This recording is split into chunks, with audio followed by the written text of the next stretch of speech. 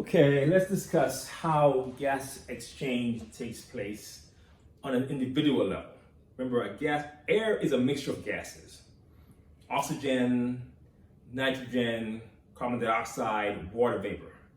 And each gas in that mixture behaves as if it's by itself.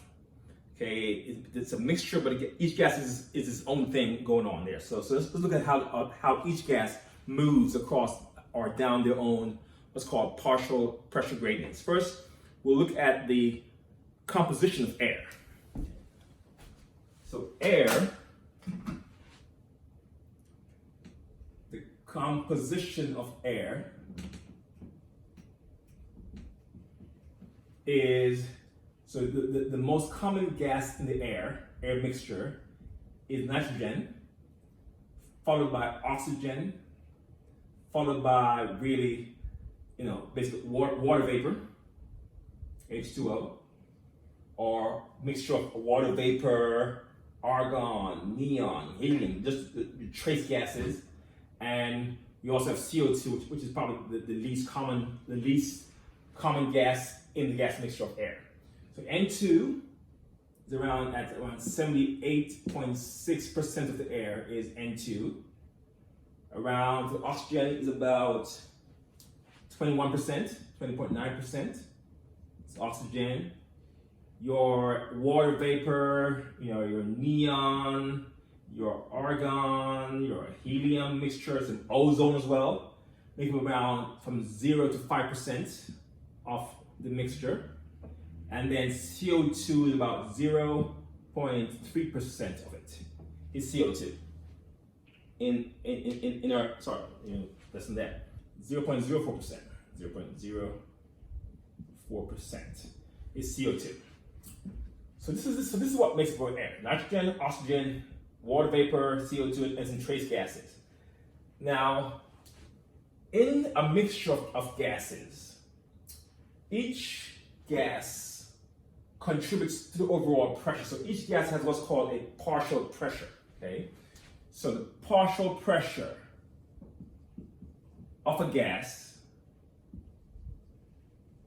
is equal to the total pressure of the gas times the percentage of the gas that's made up by that gas. So times the percent of the gas, of the individual gas. For example, if the total pressure of air is, say, 760, okay, that means the partial pressure of oxygen, right, is 760 millimeters of mercury is the total pressure of the air, times the amount of it that's due to oxygen. So again, oxygen is at 20.9%, so multiply this by 0.209, and that'll give you a value of about 159.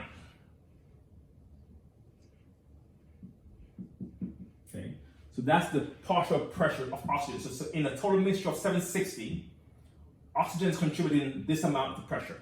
Okay, so there's something called Dalton's law.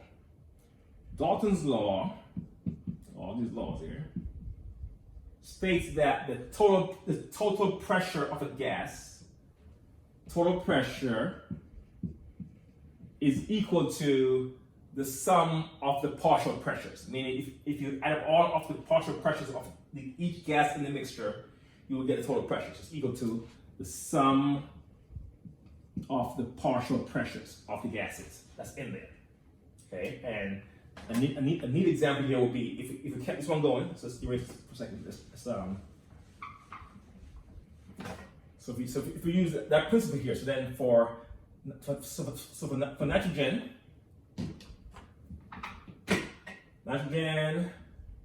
times 0.786 will give you a value of 597.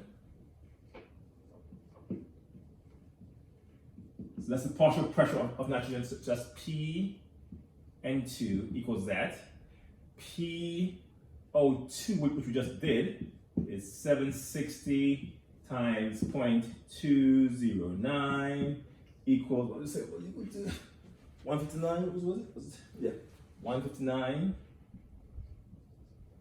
And then P, say, of the trace gases in there, is 760 times 0.05 gives you about, let's say, around 3.7, and then P of CO2, the partial pressure of CO2 is 760 times 0.0004, and it's equal to around 0.3.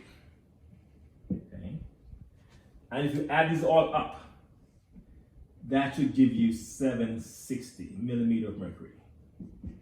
That's Dalton's law, meaning that when you add up all of the partial pressures of the gases in the mixture, you get the overall pressure of the gas, 760 millimeter of mercury. So I want you guys to know how to calculate partial pressures, given the total pressure and the proportion of the gas in that mixture. Okay, now, this is the gas. So when you inhale the air coming in, this is what you're bringing in. You're bringing this much nitrogen, this much oxygen, this much of trace, this much of CO2. Now that air, as it comes in, on its way down into your alveoli, it will change. It will become more humidified, more moist, more humidity in it. You will have, it will mix with old air that's already there. So by the time the air gets into your alveoli,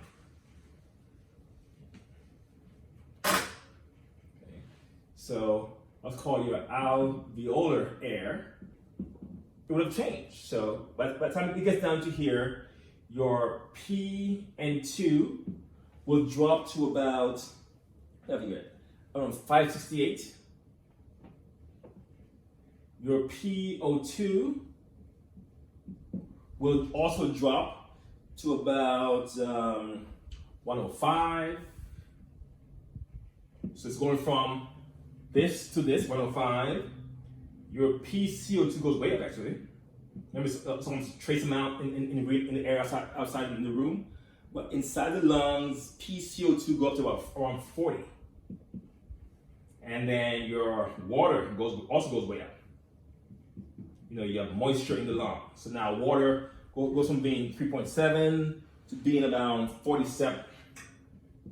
So know for me the changes that occur as the air goes into your lungs, how the different gases change in their proportionality inside the mixture. All right, so that's partial. So it's partial pressure of what the gases are in the lungs versus what they are outside in the room that you're in or in your environment. Now, we'll next look at how gas exchange occurs. So once these gas in the lung encounters the blood, each gas will also move down their individual partial pressure gradient, meaning N2 will move from high N2 to low N2, O2 from high O2 to low O2, and so let's see how that works. How do you have gas exchange occurring inside the lungs and also inside the tissue? All right.